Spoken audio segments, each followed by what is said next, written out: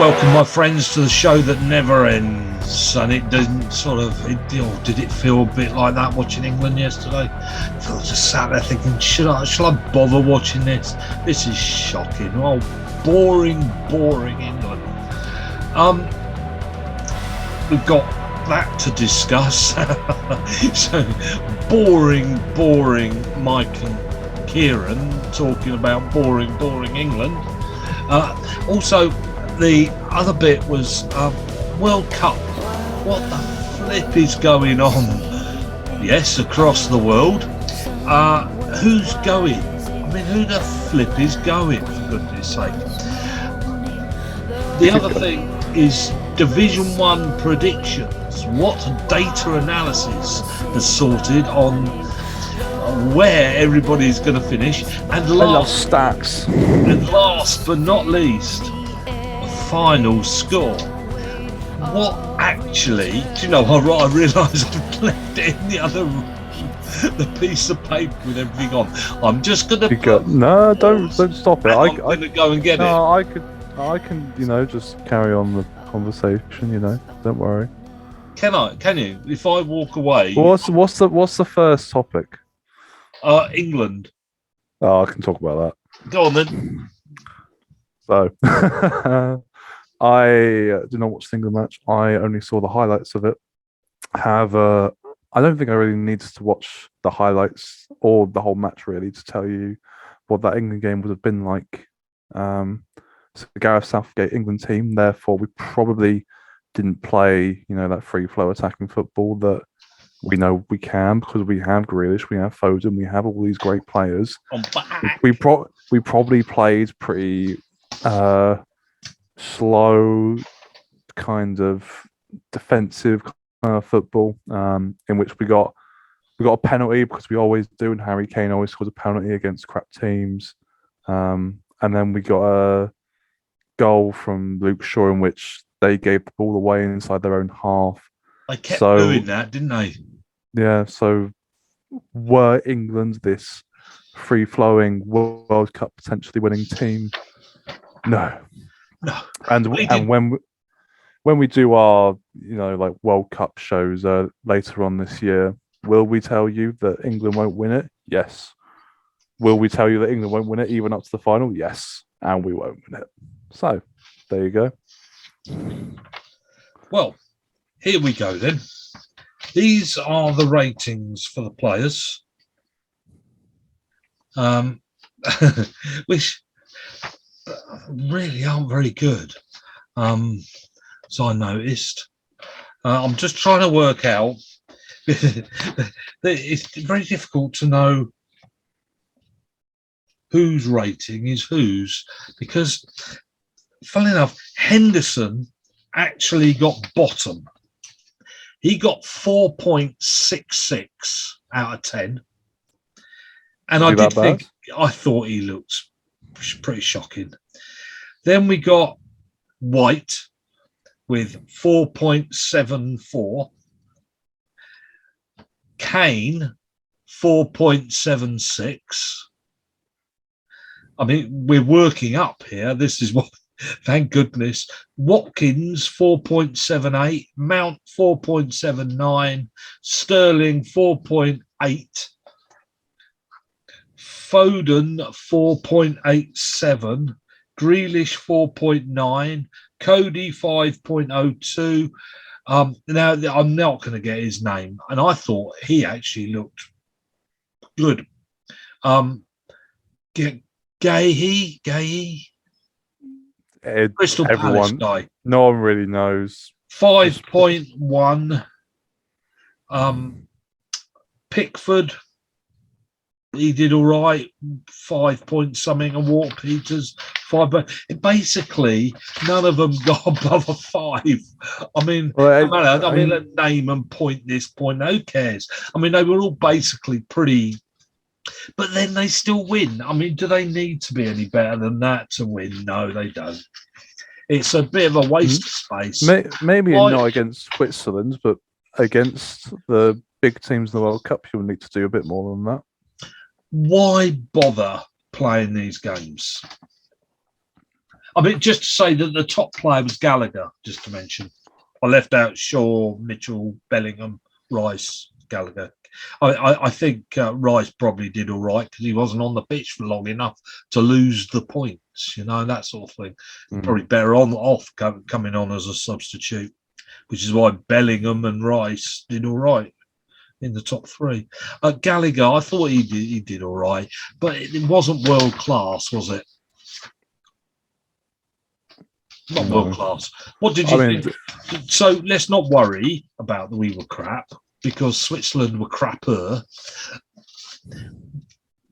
What was the point? Well, it's because all the other teams have to go through their qualifying semi-finals and qualifying finals and all that sort of thing. So for the rest of the players, they just have to give them something to do, and so a friendly just seems a logical thing to give them, even though they really don't need it. They don't, do they? Hence why Klopp has told Trent to say, "Oh, I've got a little injury." And yes. No, he doesn't. Amazing how many injuries appeared. Yeah. It was a waste of time.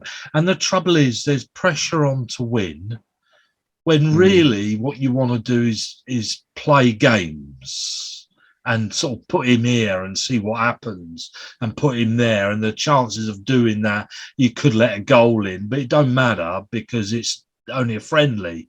But it does matter because me and you will go ape. The back of the Daily Mail, I want a scalp, etc. And that's a bit unfair.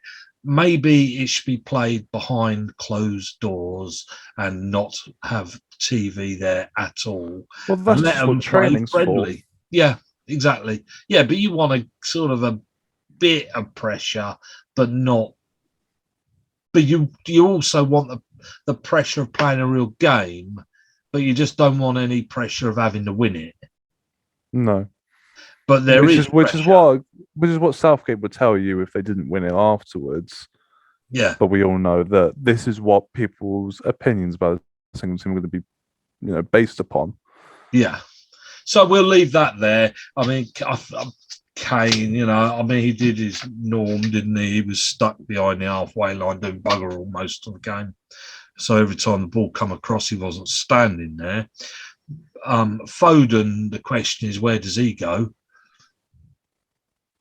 I mean, that's really the question. I mean, he's been played in about 4 different positions so far, and this time he had him up front.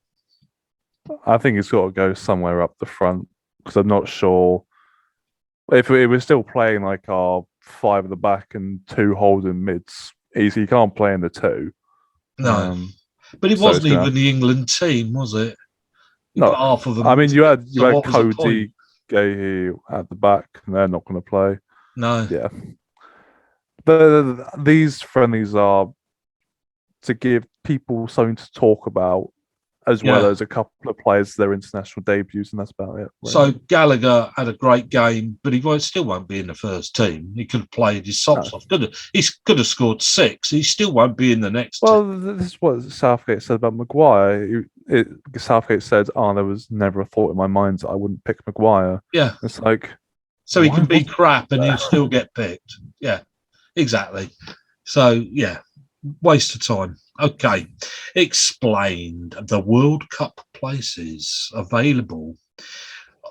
Basically, the world, you got the world, got this bit having a competition, this bit having a competition, this bit's having a competition. All the competitions are completely different. So in this part of the world, they're knockout. In this part of the world, you're in this little league and you go into playoff knockout. In this part, you don't. In this bit, you're doing that. The top 2, in this bit, top 4. It is a right old state. Why they don't do it all the same, I do not know. But just to mention, if you're wondering what you've got coming up now, in fact, today, and this is the Sunday, you've got the CONCACAF Octagonal Match Day 13 and the OFC Playoff Semi-Finals today. That changes things, doesn't it? We've got, it's just what a load of old ridiculous. So let's put this into English. So you want to know who's qualified? Do you know? Shall I tell Not you? Italy. I know who's qualified. Yeah. South America, so far you have Brazil and Argentina. In Asia, you have Iran, South Korea, and Qatar, obviously. In Europe, you've got Serbia, Spain, Switzerland, France, Belgium, Germany, England, Croatia, Netherlands, and Denmark. And so far, that is all. You don't have anybody from Africa yet because they've still got one more game each to knock half of them out. So discussing sort of like in the CONCACAF League, so far Canada are walking away with that one. The United States, possibly Mexico, and Panama or Costa Rica will end up in a playoff. What a strange. But Europe. What we have is we have Sweden to play Poland to find out which one goes through. We have Wales to play Scotland or Ukraine to find out which one goes through. And the fun one was North Macedonia to play Portugal, because Italy got knocked out by North Macedonia. Any comments there? Oh, that was a fun game to watch because the highlights just consisted of North Macedonia sitting at the back and giving the ball away to Italy, and Italy missing chances until one lump up the pitch and one long shot from North Macedonia that somehow went in. It was fantastic stuff. I mean, if that can happen to Portugal as well, it'd be amazing. See the look on Ronaldo's face. Yeah. Somehow, I don't think Ronaldo's going to let that happen, but we pray. Right. Well, in the CAF qualifier list, we've got Egypt, Senegal. Egypt 1-0 up. We've got the replay of that, but of course that'll be Senegal at home for the replay. Cameroon against Algeria. You've got Ghana, Nigeria. Now, of course, Ghana and Nigeria hate each other. It was the perfect draw. Lots of different reasons why they hate each other. They're not. There's a young lad that comes to my youth club who's Nigerian, and I think I quite impressed him when I told him that I knew Ghana are their biggest rivals. There was something that happened in their history not that long ago that caused a big rift. And it's not like the two countries are even next to each other. There's a couple of countries in between. But that's a fun one because that one finished 0-0. So he'll be hoping with Nigeria being at home, they can whop Ghana. And then you've got the Congo against Morocco and Mali against Tunisia. And so then you get those four teams will come through. Interesting. Yeah, we'll see who's at the World Cup. Of course, we will be, won't we? Can't wait. Division 1 predictions. Yes, as I'm sure everybody out there reads, the Sunderland Echo have all their predictions of where all the teams end up. And just to mention that they didn't put Sunderland in, and based on data, I don't know what data you need to sort it out. I suppose the amount of points per game is how they've done it. And Wickham end up 8th, which is where we sat, and Sunderland end up 7th. So Sunderland will miss out. And there's all this data predicts playoff outcome for Sunderland, but not now. And all this because they keep doing it every 4 games or something. We basically got 7 games left. If we win all 7, we're in the playoffs. Will that happen, mate? No. Gotta make a headline, though. Yeah. Plymouth lost yesterday. Plymouth lost. This is going to be a very quick one. Poor old Kieran has tons of work. Two more points, and then we'll leave you to it. A bit boring, I realise today. This is the Not music. boring, just less to talk about. Yeah, the music. We're still very interesting people, you know. Yeah, the music. Kieran's going to Wiggles next week, I think. If you want to explain that, you can. I'll let them look it up. Actually, don't look it up; it might come up with something weird. Yeah. So I'll just restate that. So Kieran, it's been suggested to Kieran to go to Wiggles. All right. The Eden House is the music I'm playing from Smoke and Mirrors is the album. This is donkey's years old. This is about 12 years old. But they're still around, this group. I say group is because it's really a one or two person thing, and over their history they've actually pulled in about 30 different people to help with this. So whatever they're doing, they ask a number of people in, so it won't be the same singer and the same drummer, etc. The music is often similar.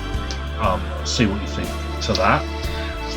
But we're going to finish with, and this is because I looked this up, and the reason I looked this up was poor old Kieran here is losing out on all his gambling at football, and he puts money on for a score, how many yellow cards, how many this, how many that, how many corners, and I've looked it up as to what is the most common of everything to see where Kieran can get the perfect gamble.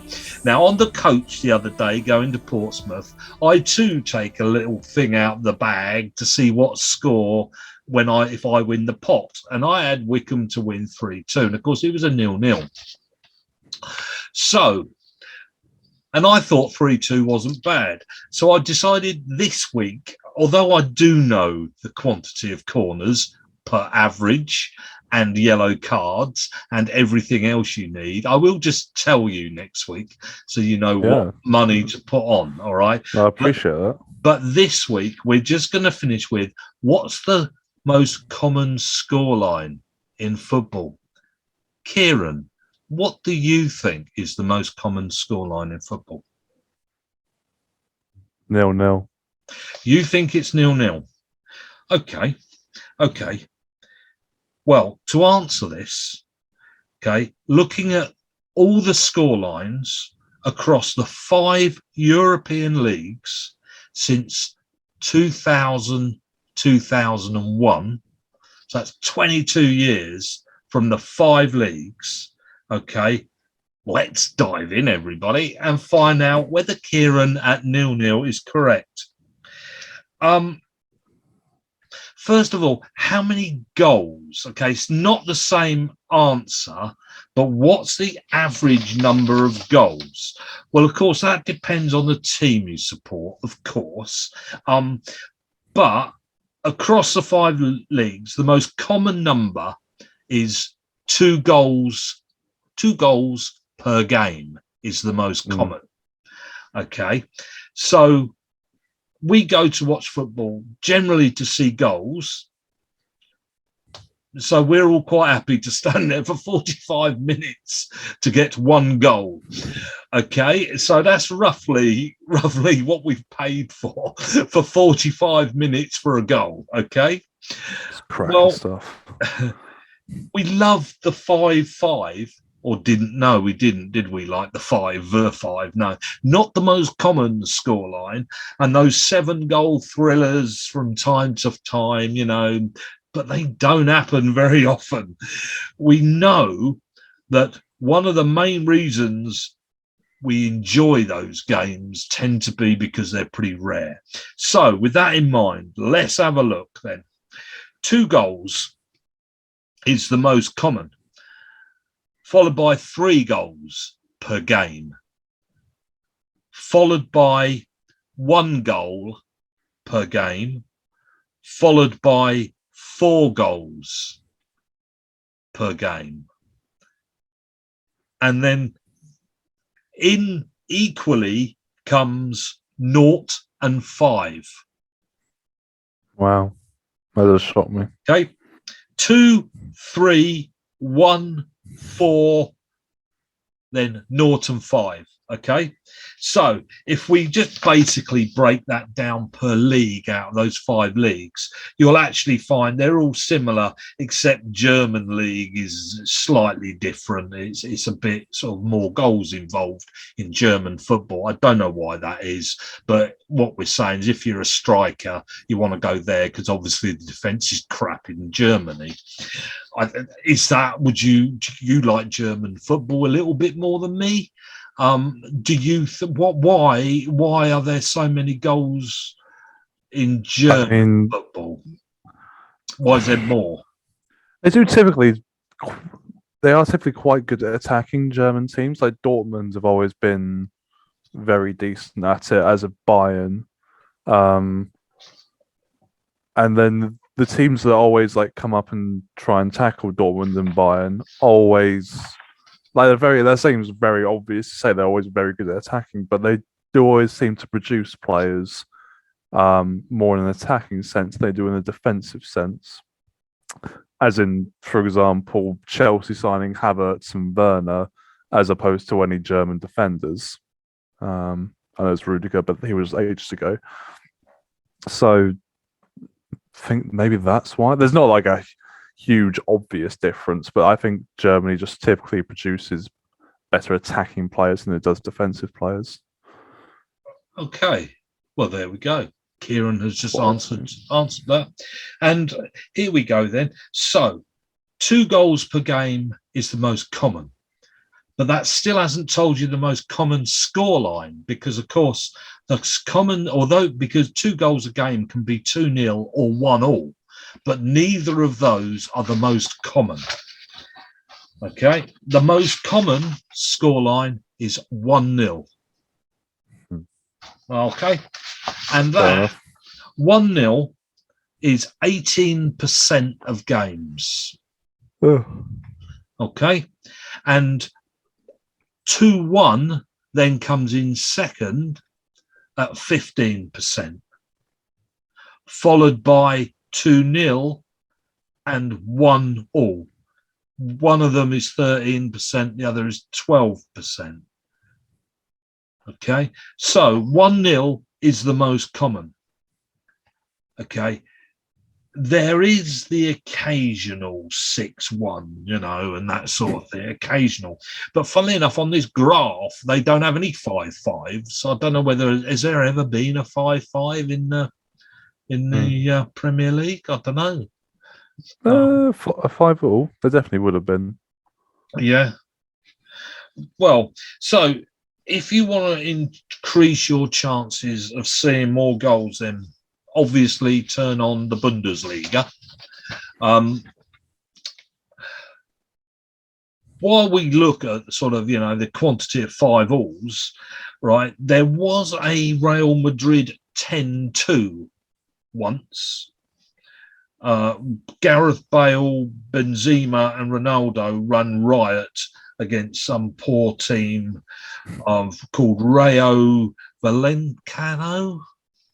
Rayo Vallecano. Yeah, where the 3 of them, Bale scored 4, Benzema 3, and Ronaldo 2, which was pretty amusing, really, I suppose you could say. And then there was the Bayern Munich 9-2 over Hamburg.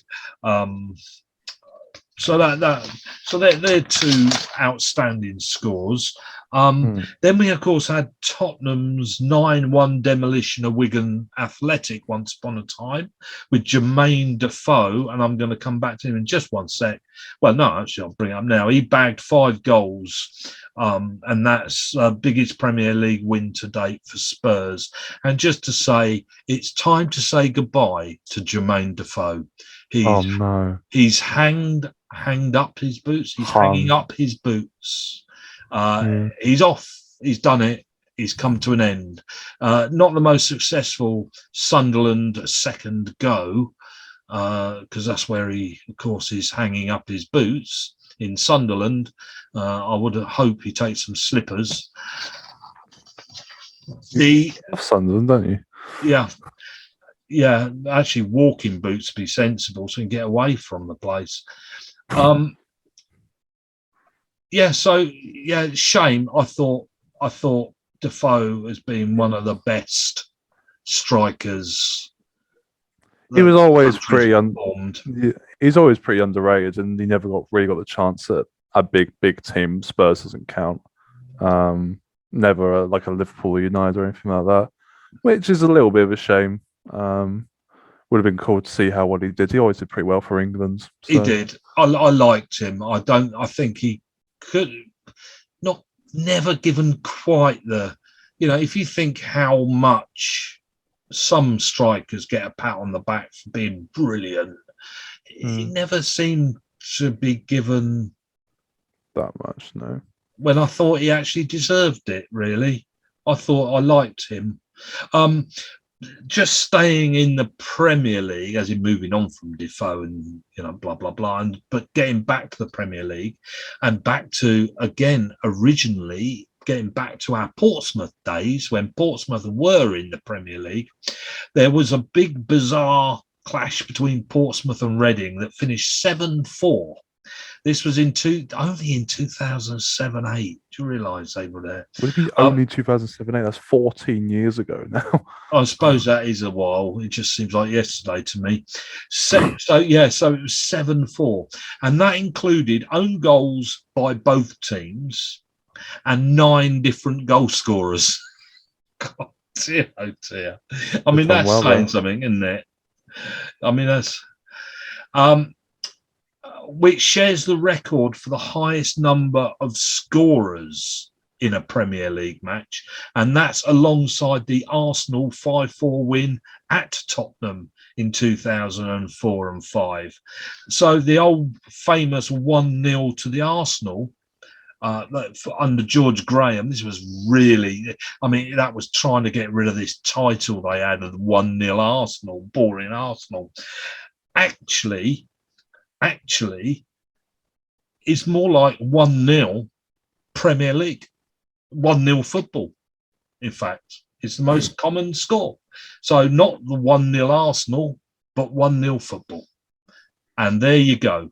Now you know what to bet on. So you either go for 2 goals is what you bet on, long as you don't put a winner down. 2 goals in a game is the most common.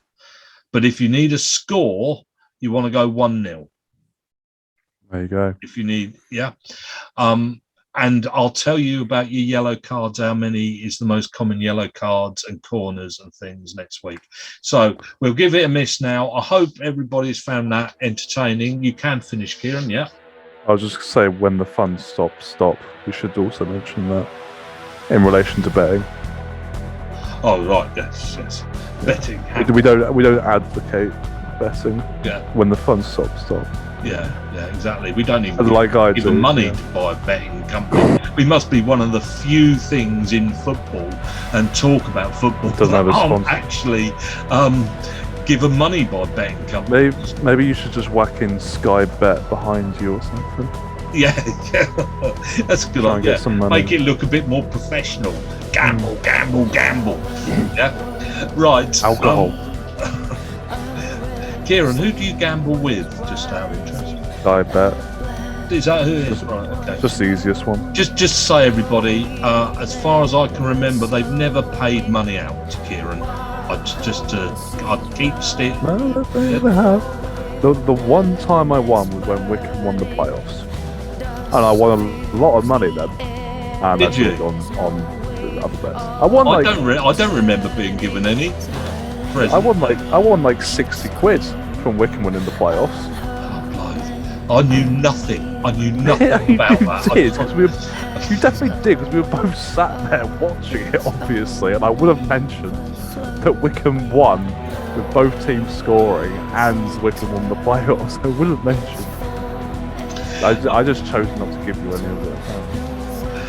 Okay, so there we go, everybody. I thought the last thing was more interesting than the rest of it, and certainly more interesting than England and the World Cup, I have to be honest. I hope you found that last bit interesting, and we'll say goodbye. We'll be back next week, and I do have already, I know what I was going to talk about, and I can't remember what it is now.